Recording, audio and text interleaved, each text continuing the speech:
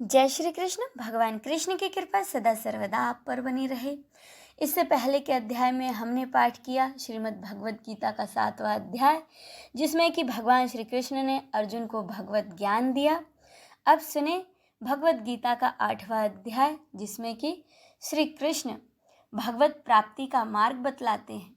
अर्जुन ने कहा कि हे पुरुषोत्तम, वह ब्रह्म क्या है, अध्यात्म क्या है, कर्म क्या है, अधिभूत नाम से क्या कहा गया है और अधिदेव किसको कहते हैं। हे मधुसूदन, यहाँ अधियज्ञ कौन है और वह इस शरीर में कैसे है, तथा युक्त चित्त वाले पुरुषों द्वारा अंत समय में आप किस प्रकार जानने में आते हैं। श्री भगवान ने कहा, परम अक्षर ब्रह्म है, अपना स्वरूप अर्थात जीवात्मा अध्यात्म नाम से कहा जाता है, तथा भूतों के भाव को उत्पन्न करने वाला जो त्याग है वह कर्म नाम से कहा गया है। उत्पत्ति विनाश धर्म वाले सब पदार्थ अधिभूत हैं। हिरण्यमय पुरुष, जिसको कि शास्त्रों में सूत्रात्मा, हिरण्यगर्भ, प्रजापति, ब्रह्मा इत्यादि नामों से कहा गया है, अधिदेव हैं। और हे देहधारियों में श्रेष्ठ अर्जुन, इस शरीर में मैं वासुदेव ही अंतर्यामी रूप से अधियज्ञ हूँ। जो पुरुष अंत काल में भी मुझको ही स्मरण करता हुआ शरीर का त्याग कर जाता है, वह मेरे साक्षात स्वरूप को प्राप्त होता है। इसमें कुछ भी संशय नहीं है।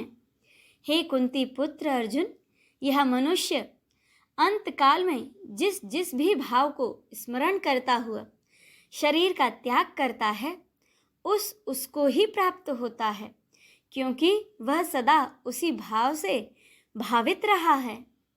इसीलिए हे अर्जुन, तू सब समय में निरंतर मेरा ही ध्यान कर और युद्ध भी कर। इस प्रकार मुझ में अर्पण किए हुए मन बुद्धि से युक्त होकर तू निस्संदेह मुझको ही प्राप्त होगा।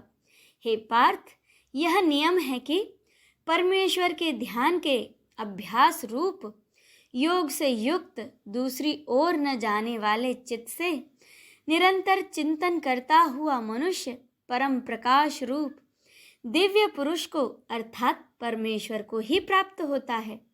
जो पुरुष सर्वज्ञ, अनादि, सबके नियंता, सूक्ष्म से भी अति सूक्ष्म, सबके धारण पोषण करने वाले अचिंत्य स्वरूप सूर्य के सदृश नित्य चेतन प्रकाश रूप और अविद्या से अति परे शुद्ध सच्चिदानंद घन परमेश्वर का ध्यान करता है, वह भक्ति युक्त पुरुष अंत काल में भी योग बल से भ्रुकुटी के मध्य में प्राणों को अच्छी प्रकार स्थापित करके फिर निश्चल मन से स्मरण करता हुआ उस दिव्य रूप परम पुरुष परमात्मा को ही प्राप्त होता है।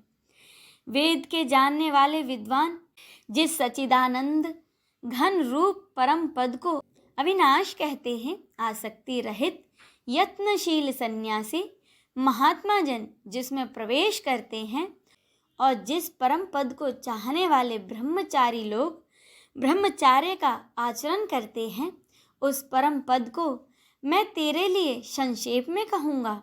सब इंद्रियों के द्वारों को रोककर तथा मन को हृदय में स्थित करके फिर उसे जीते हुए मन द्वारा प्राण को मस्तक में स्थापित करके परमात्मा संबंधी योग धारणा में स्थित होकर जो पुरुष ओम इस अक्षर का रूप ब्रह्म को उच्चारण करता हुआ और उसके अर्थ स्वरूप मुझ निर्गुण ब्रह्म का चिंतन करता हुआ शरीर को त्याग कर जाता है, वह पुरुष परम गति को प्राप्त होता है।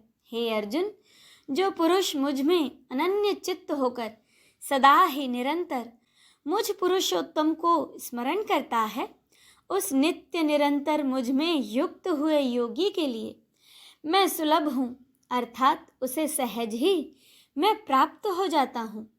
परम सिद्धि को प्राप्त महात्मा जन मुझको प्राप्त होकर दुखों के घर एवं क्षण भंगुर पुनर्जन्म को नहीं प्राप्त होते।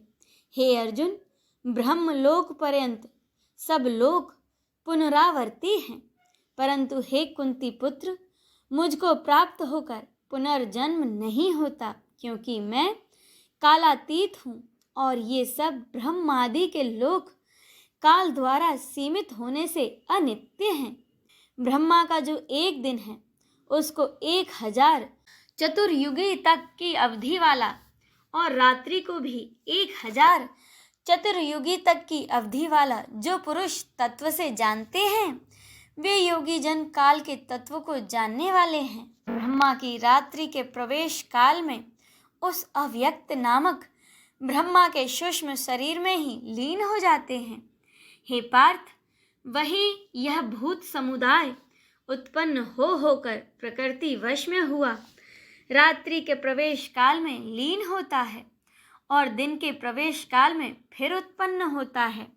उस अव्यक्त से भी अति परे दूसरा अर्थात विलक्षण जो सनातन अव्यक्त भाव है, वह परम दिव्य पुरुष सब भूतों के नष्ट होने पर भी नष्ट नहीं होता। जो अव्यक्त अक्षर इस नाम से कहा गया है, उसी अक्षर नामक अव्यक्त भाव को परम गति कहते हैं, तथा जिस सनातन अव्यक्त भाव को प्राप्त होकर मनुष्य वापस नहीं आते, वह परम धाम मेरा है। हे पार्थ, जिस परमात्मा के अंतर्गत सर्वभूत हैं और जिस सच्चिदानंद घन परमात्मा से यह समस्त जगत परिपूर्ण है, वह सनातन अव्यक्त परम पुरुष तो अनन्य भक्ति से ही प्राप्त होने योग्य है। हे अर्जुन, जिस मार्ग में ज्योतिर्मय अग्नि अभिमानी देवता है, दिन का अभिमानी देवता है, शुक्ल पक्ष का अभिमानी देवता है और उत्तरायण के 6 महीनों का अभिमानी देवता है, उस मार्ग में मरकर गए हुए ब्रह्मवेता योगी जन उपयुक्त देवताओं के द्वारा ब्रह्म को प्राप्त होते हैं। जिस मार्ग में धूमाभिमानी देवता है, रात्रि अभिमानी देवता है तथा कृष्ण पक्ष का अभिमानी देवता है और उस दक्षिणायन के 6 महीनों का अभिमानी देवता है, उस मार्ग में मरकर गया हुआ सकाम करने वाला योगी उपयुक्त देवताओं द्वारा चंद्रमा की ज्योत को प्राप्त होकर स्वर्ग में अपने शुभ कर्मों का फल भोग कर वापस आता है। क्योंकि जगत के ये 2 प्रकार के शुक्ल और कृष्ण अर्थात देवयान और प्रत्ययान मार्ग सनातन माने गए हैं। इनमें एक द्वारा गया हुआ, जिससे कि वापस नहीं लौटना पड़ता, उस परम गति को प्राप्त होता है और दूसरे के द्वारा गया हुआ फिर वापस आता है अर्थात जन्म मृत्यु को प्राप्त होता है। हे पार्थ, इस प्रकार इन दोनों मार्गों को तत्व से जानकर कोई भी योगी मोहित नहीं होता। इस कारण हे अर्जुन, तू सब काल में समबुद्धि रूप से योग से युक्त हो अर्थात निरंतर मेरी प्राप्ति के लिए साधन करने वाला हो। योगी पुरुष इस रहस्य को तत्व से जानकर वेदों के पढ़ने में तथा यज्ञ, तप और दान आदि के करने में जो पुण्य फल कहा है, उन सबको निसंदेह उल्लंघन कर जाता है और सनातन परम पद को प्राप्त होता है। इसी के साथ श्रीमद् भगवत गीता का 8वां अध्याय संपूर्ण होता है। अब इससे आगे की कथा जानने के लिए अगला अध्याय अवश्य सुनिएगा। बोलिए भगवान श्री कृष्ण की जय। नमः पार्वते पते हर हर महादेव की जय।